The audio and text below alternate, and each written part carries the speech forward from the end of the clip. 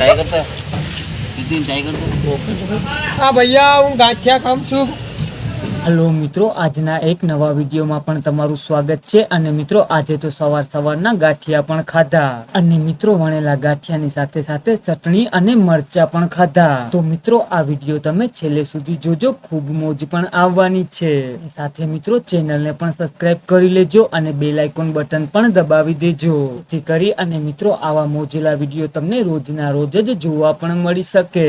મિત્રો વણેલા ગાંઠિયાનો સવારના નાસ્તો કરી અને પછી જે કામ કર્યું છે તે જોઈને તો તમે પણ જોતા જ રહી જવાના છો। અને સાથે મિત્રો રાણી ફિશ ને ફ્રાય બનાવવા માટે આજે કટિંગ પણ કરી। મિત્રો આ વિડીયો ખરેખર જોયા જેવો પણ છે અને શીખવા જેવું પણ તમને આ વિડીયોની અંદર મળવાનું છે। તો મિત્રો આ વિડીયોની અંદર પણ તમે છેલ્લે સુધી બન્યા રહેજો। અને મિત્રો આ ફિશ ને તમે જોશો તેને રાણી ફિશ તરીકે પણ ઓળખવામાં આવે છે। અને મિત્રો આ ફિશ ની જો કદાચ તમે ફ્રાય ખાધી નથી તો હું તો કહીશું કે તમે કંઈ પણ ખાધું નથી, કારણ કે મિત્રો આ માછલાની ફ્રાય ખાવામાં એકદમ ઓપી અને સુપર પણ લાગે છે।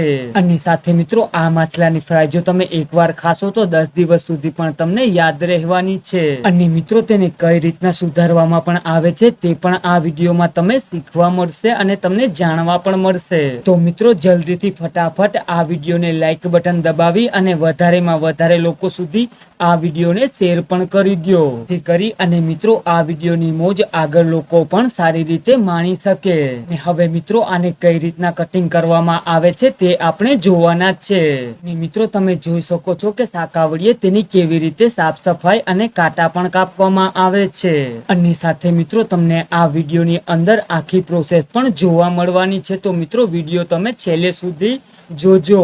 અને સાથે મિત્રો જો તમને માછલા કાપતા પણ ન આવડતા હોય તો આ વિડીયો જોઈ અને તમે પણ શીખી જવાના છો, કારણ કે મિત્રો આ માછલા કાપવાની એક દેશી ટ્રીક છે જે તમને ગમે ત્યાં પણ કામ લાગશે। તો મિત્રો તમે જોઈ શકો છો કે હવે તેની ભીંગડી અને કાંટાને બધી સારી રીતે કપાઈ પણ ગયા છે।